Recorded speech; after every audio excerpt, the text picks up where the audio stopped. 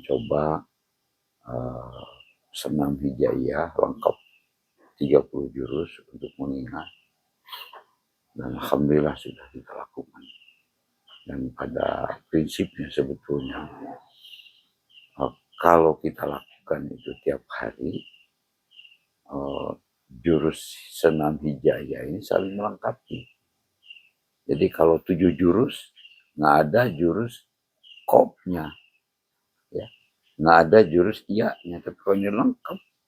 Karena alif itu memperbaiki seluruh fungsi saraf, ba itu memperbaiki peredaran darah, ta itu membuka jendela kepala kita, jendela tulang tengkorak kita, itu untuk menghindari penyakit migrain, penyakit vertigo, kurang oksigen ke kepala, penyakit pikun, penyakit lambat mikir, penyakit lambat menggerakkan fisik, refleks daripada fisik, karena akal ini menggerakkan fisik.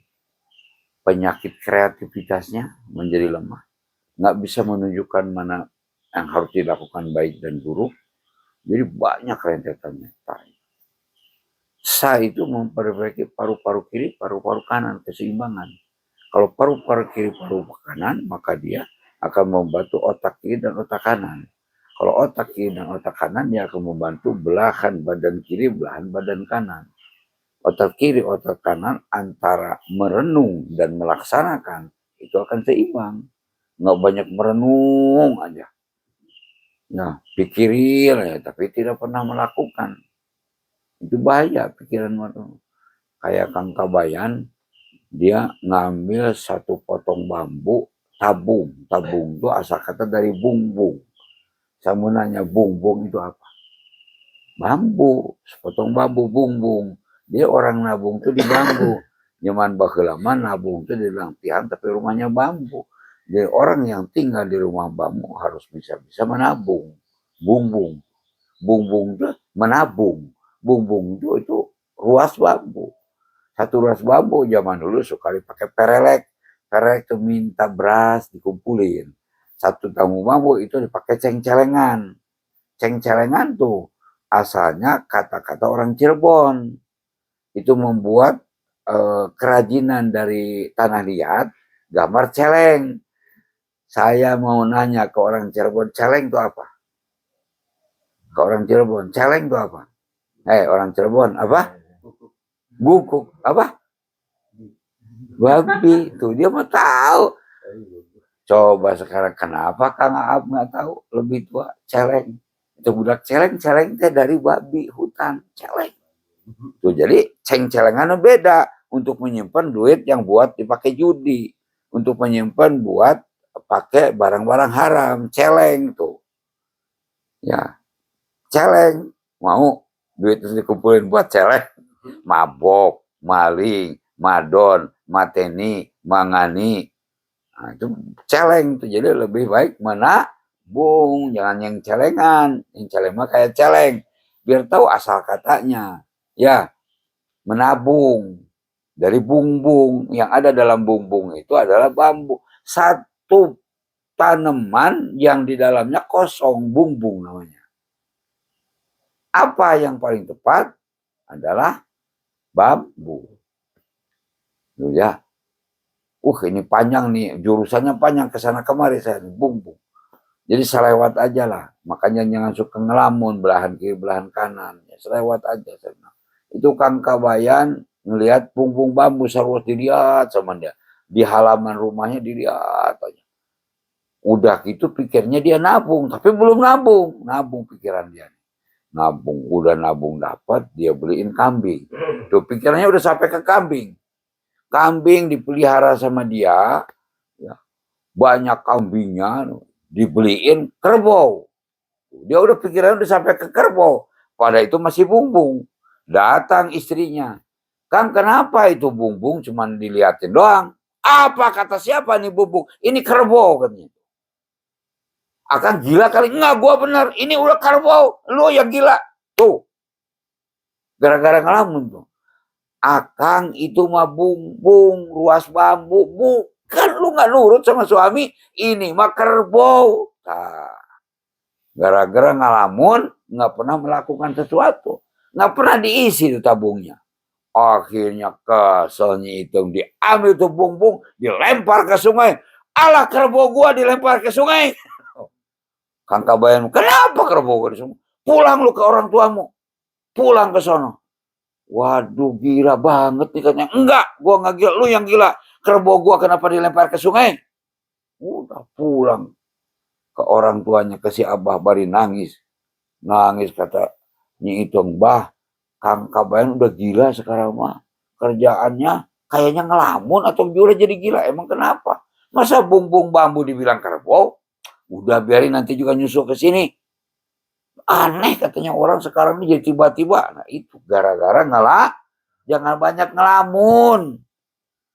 Ini yang hampir di atas 50% kita tuh ngelamun. Banyak ngelamun.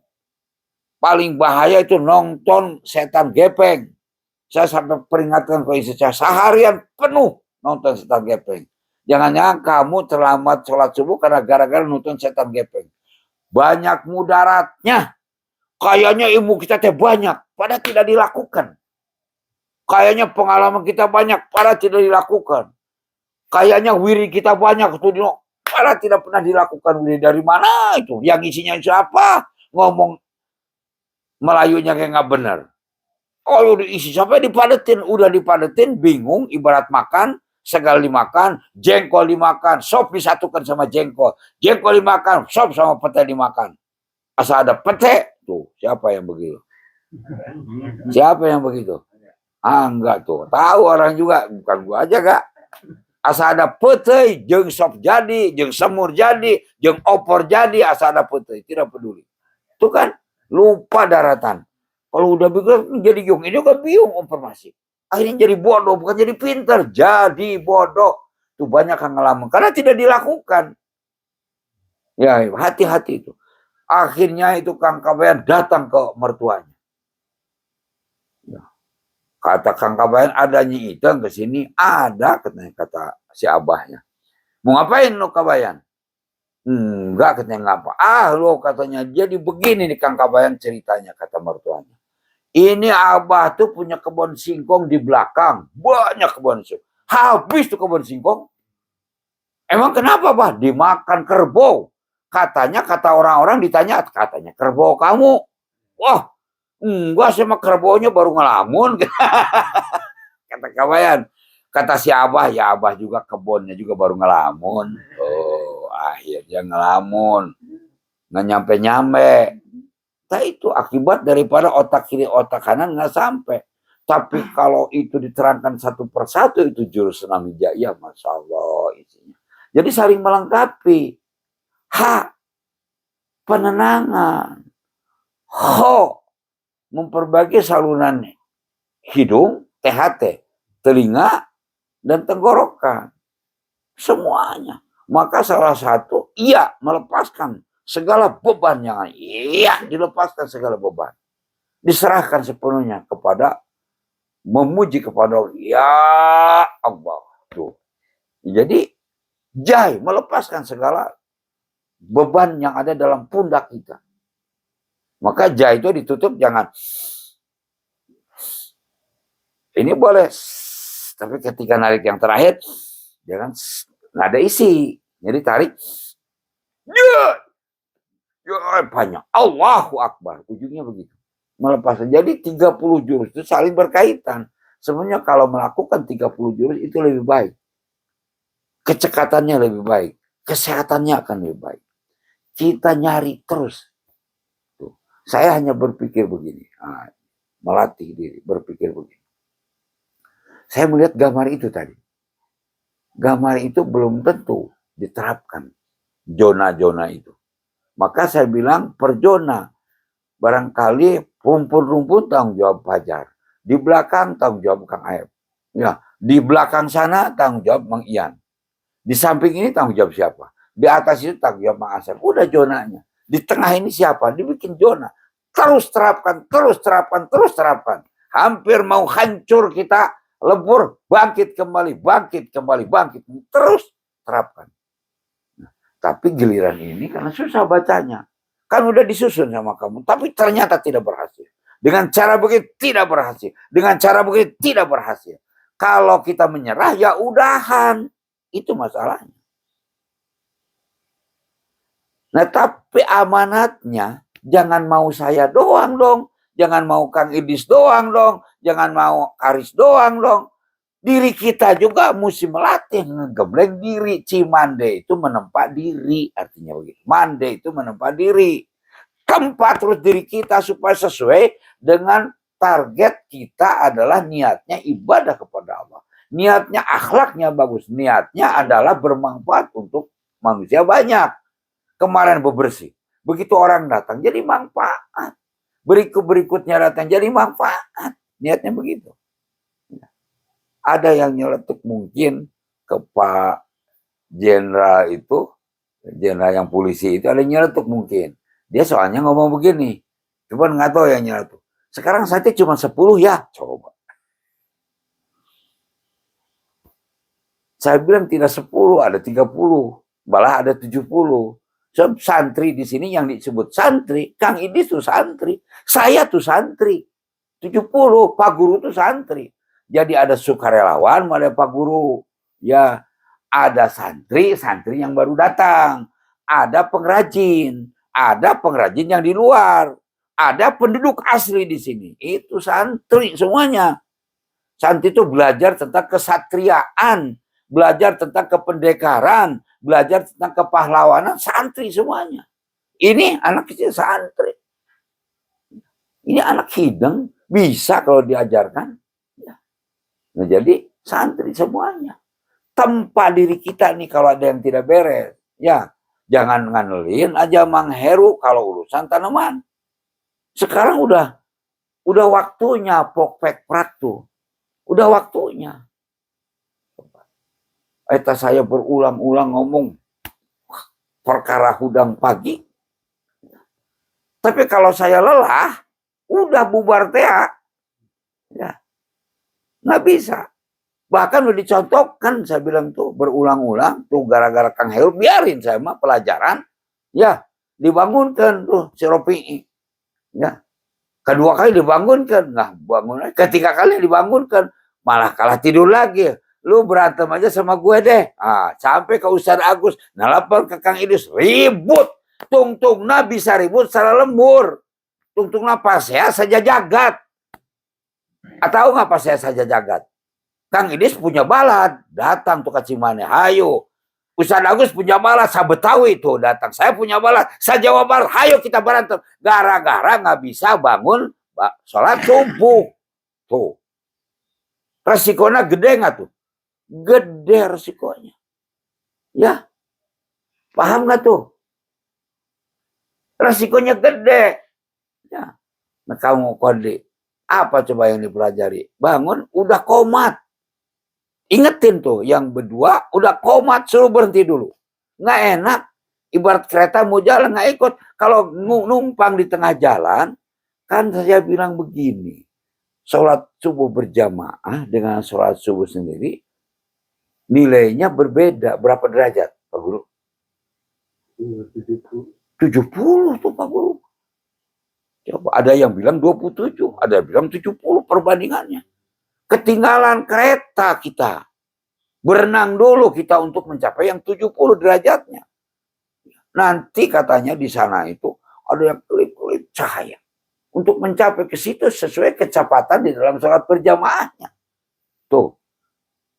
Jadi 27 derajat, wah berapa kalau 1 derajat 1000 tahun, 27.000 tahun.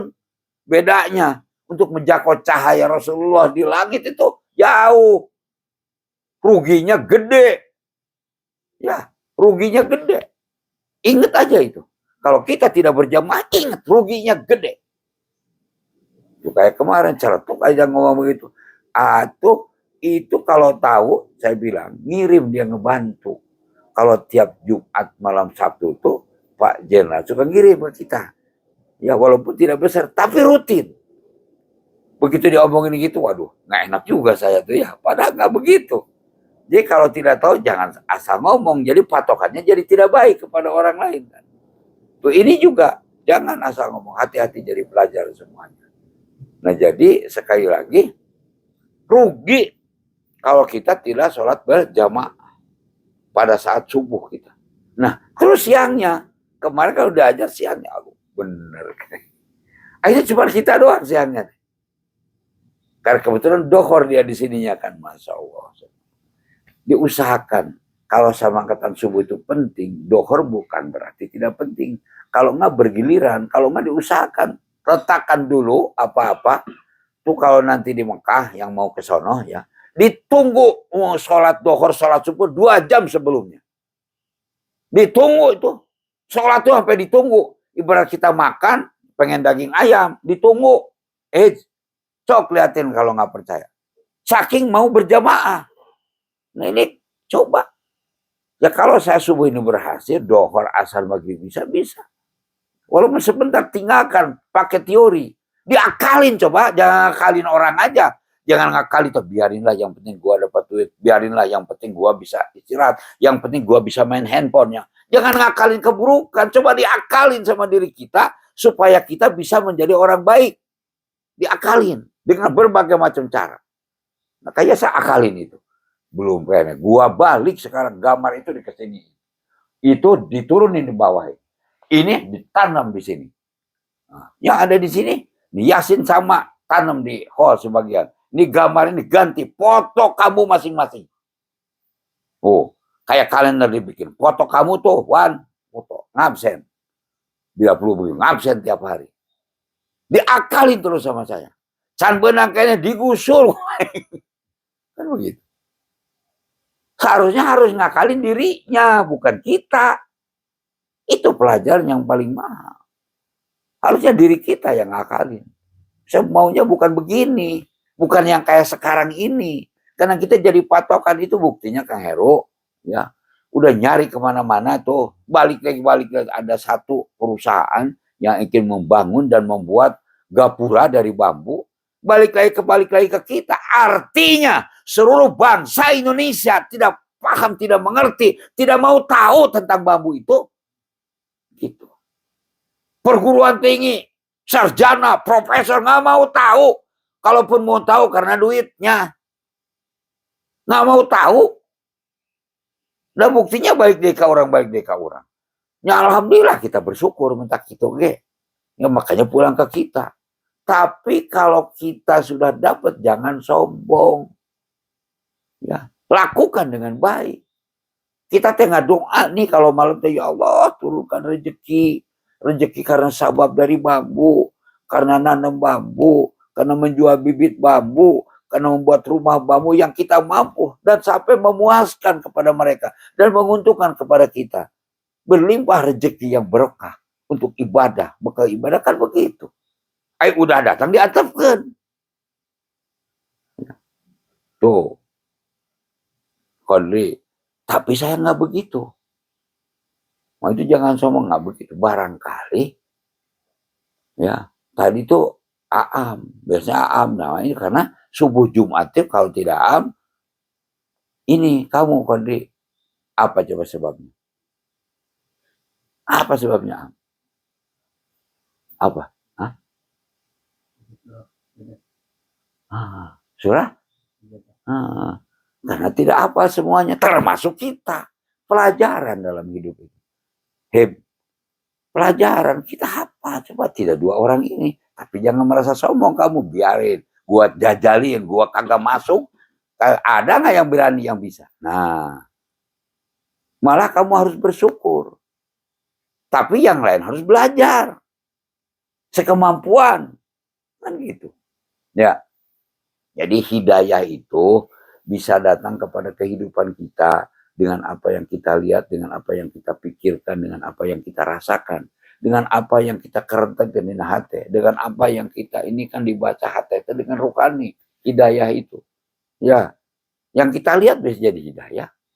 Hidayah. Kejadian tadi, saya jadi hidayah ya Allah ya Rabbi. Saya baca nih sebaliknya.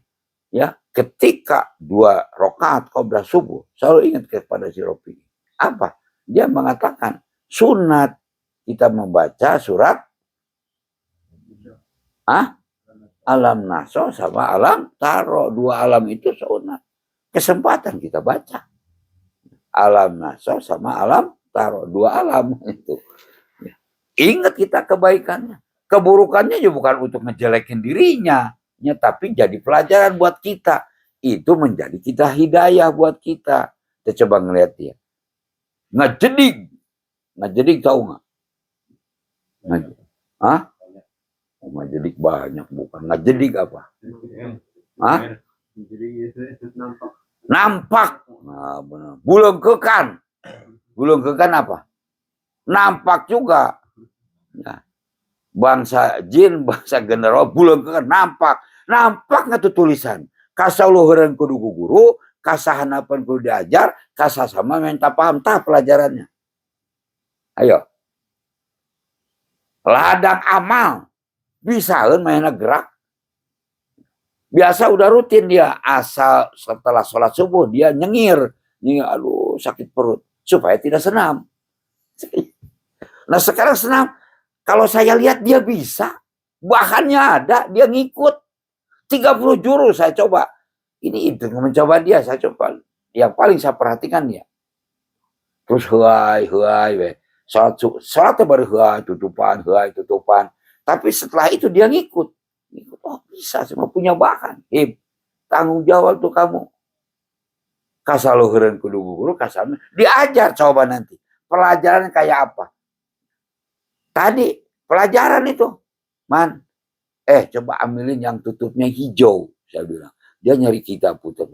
Mau tolong, kamu bagus, respon. Bagus ya. Tapi pengen tahu, hidang ente. Ya, tahu dia. Bisa. Berarti bisa. Jangan main-main. Jangan main-main. Ya, jangan main-main ciptaan Allah. Jangan main-main. Mungkin orang kayak begitu yang ketitipan ilmu.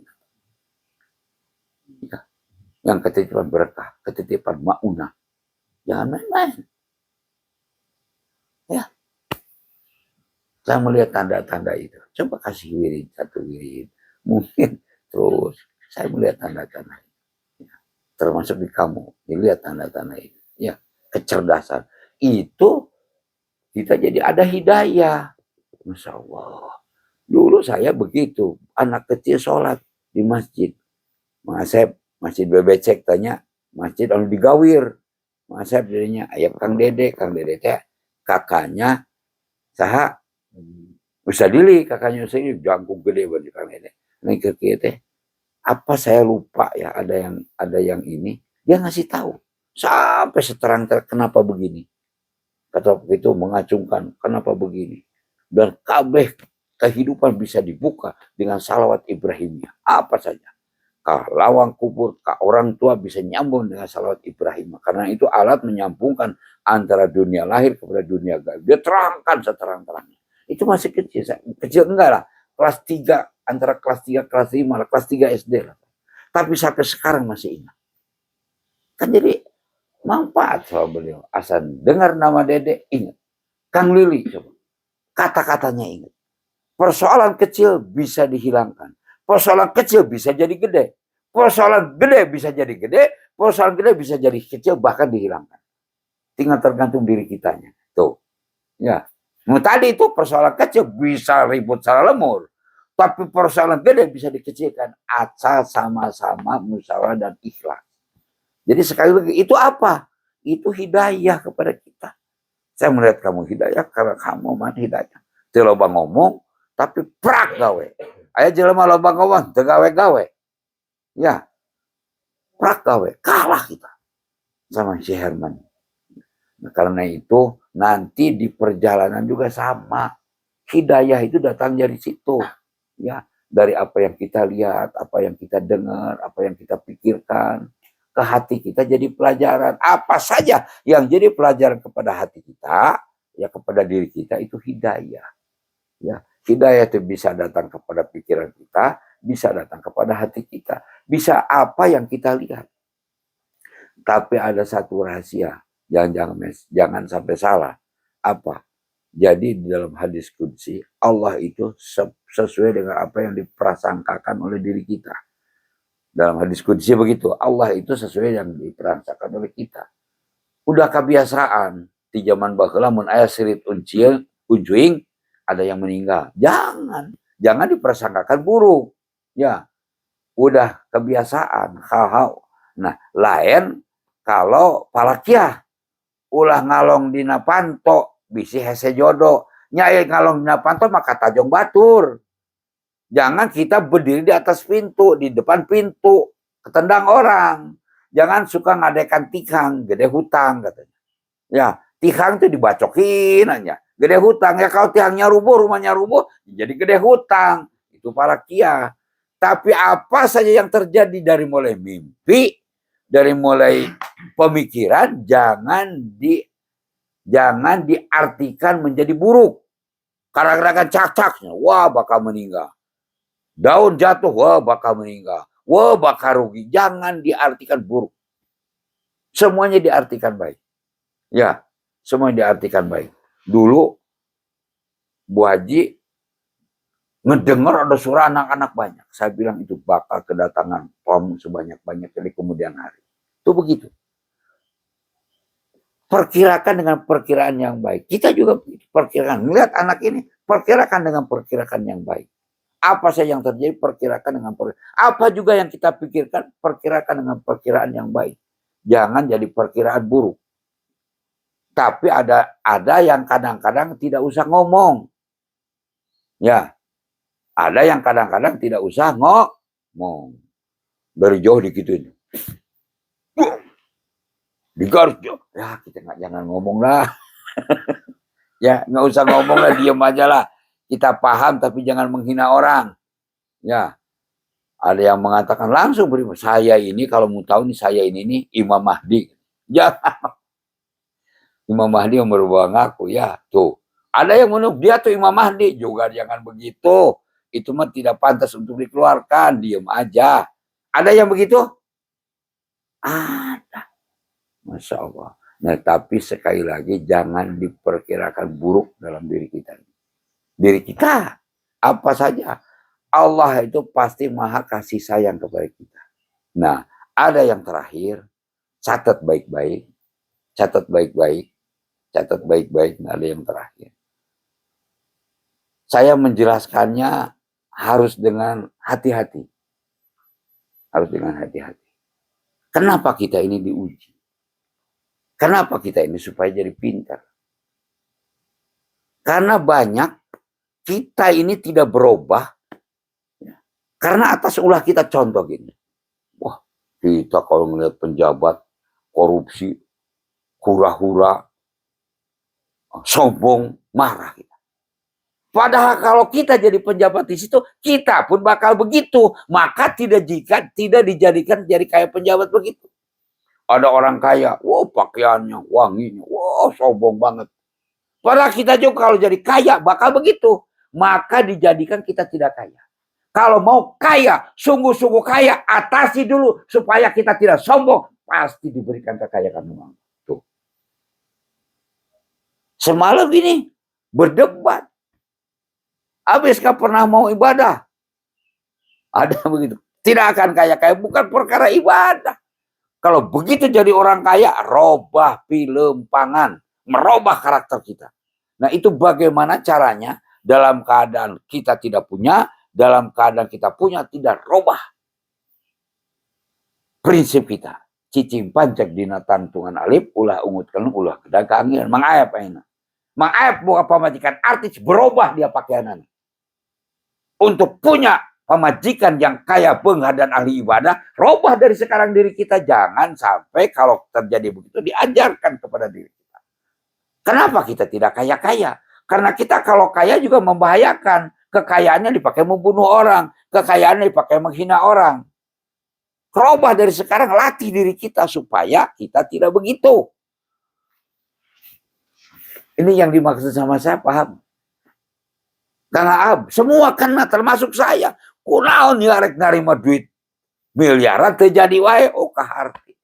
Aing narima pasti cara batur jadi omongkan. Bahkan kalau kita terima uang itu bakal celaka. Bakal masuk ke neraka. Allah kasih sayang ke kita, diberikanlah kayak begitu. Ya Pak Guru ya. Udah Pak Guru jadi guru aja terus. Ya, karena dipersiapkan Pak Guru itu tabungannya gede di akhirat begitu. Dan Pak Guru jadi kepala dinas nama, kepala dinas di Jawa Barat can puguh. Menurut gitu. Kalau menhayang kelas tinggi kepala dinas, robah dulu sikap kita. Tak itu yang disebut ngegembreng di antaranya. Kunaon teu datang ke orang. Dalam orang datang, kesibukan anak eta Pak Bupati yang kemarin datang, Pak Bupati Magetan, datang ke dia subuh-subuh, balik ke subuh-subuh, tanpa pengawalan, dahar di mana saja, ya. Coba, tanpa mobil dinas, ya tuh. Balik dari sini ada kegiatan lagi, kuatnya kita. Beroraki itu titah hudang subuh, kayak susah. Latih dulu, kalau mau jadi orang yang cekatan, latih dulu sholat subuh, tepat dan berjamaah. Bila perlu bangunkan orang lain. Ini pelajarannya. Ya Mas ya, hudangkan ibadah. Jangan jadi jelek juga. Oh, hudang-hudang jangan. Ibadah kita. Niatnya ibadah. Niatnya ibadah ulah kudu ngamak kurang. Saya suka marah misalnya hanya untuk dijajal sama saya dengan cara begini, dengan cara begini. Pokoknya sekali lagi, ya, kita kenapa tidak katibaan uang, tidak katibaan kepintaran, tidak menerima kekayaan, tidak menerima jabatan, karena kita kalau diuji oleh itu belum tentu kuat. Kalau mau mendapatkan itu, taikkan dulu derajat kita dalam mengatasi segala yang akan tiba kayak begitu. Ya, yang cilaka deui maksakeun maneh. Ya, ieu can tepi, kesadarannya belum sampai, mengatasi kesombongan misalnya. Kesadarannya belum sampai, mengatasi menjadi orang al-haqqu mutakasur, berlebih-lebihan. Tapi yang berlebih-lebihan, nah itulah menjadi kita tersesat. Nipu kabatur, ngarang arinah, bermain judi. Hayang beunghar memeh usum. Pengen kaya sebelum waktunya. Kalau mau kaya, robah dulu karakter kita. Itu. Kalau mau jadi seorang pinter, robah dulu karakter kita. Kan tidak mungkin tiap hari main handphone ngapalkeun Quran henteu atuh kumaha. Nggak mungkin. Ya. Nah kebanyakan disitulah orang tersesatnya. Satu, memperkirakan oleh dirinya perkiraan yang buruk. Sebetulnya Allah pasti Ar-Rahman Ar-Rahim kepada manusia. Yang kedua, menyalahkan diri kita seakan-akan urang mah teu begar-beungah hirup ngandengar jeung lauk asin nyalahkeun ka Gusti, nyalahkeun ka inung bapa urang, da gara-gara inung bapa urang teu nyakolakeun cenah kitu.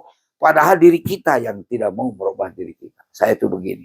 Tanya tuh Mang Asep, masa kecil saya tahu. Masya Allah, ayeuna mah Masya Allah, Masya Allah. Inung bapa itu tanggung jawabnya bapak kudu bawa kerdahar mawa beas.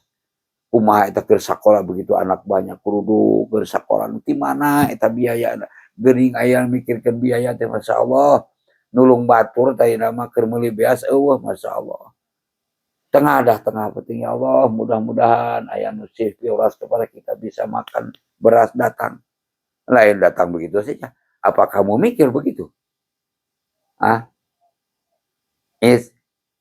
enggak paling enggak ngedoa tuh kan. Saya ingat sayang terhadap orang tua teh setelah kita susah gini jadi orang tua teh. Garis. Bahkan yang hebatnya sudah terpikir dari kecil. Banjar. Ya. Nggak mudah ini teh ngurusin gini teh. Tanggung jawab begini teh. Itu ingat orang tua kudukan. Bagaimana hesek ini. Ya Allah. Dahar itu di tetangga gini. Bojonya patah ojoh. Nah itu ayah sapalinan. Ngontrak jami. Tepira kangkung ditumis diasupkan kena dipincuk dijualan teh urang sok kadang meuli dahar naon cukup oncom digejos atawa eta kacang polong disangrai digejos maka we uyah jeung bawang sampai kaina geuning hirup tapi tidak dibayangkan kesulitan waktu itu juga orang tua kita juga susah sok kabeh oge kitu angga Mang Aep Kang Idis, inget ya kolot orang baheula. Najan Mang Idis, Kang Idis, bapana tentara sarua, nya anak anu anak mah hese, nyangan duit teh, nya tentara lain Kang Idis. Kita kan anak sabaraha hiji tah. Lanceuk Kang Idris geus ngantutkeun teh heula. Sok pikirkeun tak kolot. Tak ayeuna hese nguruskeun budak, hese nguruskeun masyarakat, tadi situ berasa. Ya udah gampang-gampang nyalahkeun, da urangnya di posisi eta mah belum tentu bisa kuat. Ayeuna mah kembalikan kepada diri kita, ya. Gembleng diri kita supaya jadi orang yang cekatan, terutama menjadi orang yang berbuat baik dalam segala keadaan. Orang yang beribadah kepada Allah dalam segala keadaan. Orang yang mencintai Allah dan Rasulnya. Dan mencintai orang-orang yang mencintai Allah dan Rasulnya. Dan menjadi orang yang berbuat apa saja karena cinta kepada Allah dan Rasulnya. Saya Mang Ian makan itu kemarin ayamnya. Aduh Masya Allah nikmatnya ya Allah. Dinuakeun Mang Ian simpanjang umur. Gusti geuning hayam teh kadahar ku sararea. Miara hayam teh kadahar ku sararea. Kemakan oleh semua orang dan nikmat. Ya memang kenikmatan mati gusi, tapi ayat tareka ada usahanya Mang Ian, bisa makan daging ayam enak, bumbunya nggak cuma dikasih garam aja doang sama bawang putih. Jadi berasa ayam kampungnya berasa nikmat, kemakan tenaganya Mang Ian. Tuh, kemakan sama kita. Ya, yang mudah-mudahan jadi perenungan dalam hidup supaya kita terus-menerus ngegembleng diri orang. Dan perenungan dalam hidup kita saling membantu di antara kita supaya bangkit. Anak kecil ini titipan, ajarkan. Ya. Ajarkan sama kamu, senam. Ajarkan, bari dibimbing. Coba, kau tanpa diajarkan. Rasulullah amanatnya apa? Jangan meninggalkan generasi muslim yang lemah. Nah, ajarkan pencak. Ajarkan halu-halu. Ajarkan pepedangan. Ajarkan panaran. Ya. Kita juga belum belajar, maka belajar dulu. Karena itu mudah-mudahan kita semua jangan mabuk kemenangan, teruskan lagi ini perjuangan, menjadi contoh dari begitu banyak orang di sini, dan teruskan kita menempa diri kita sehingga kita sehat, kuat, dan bersatu. Billahi taufiq wal hidayah. Assalamualaikum warahmatullahi wabarakatuh.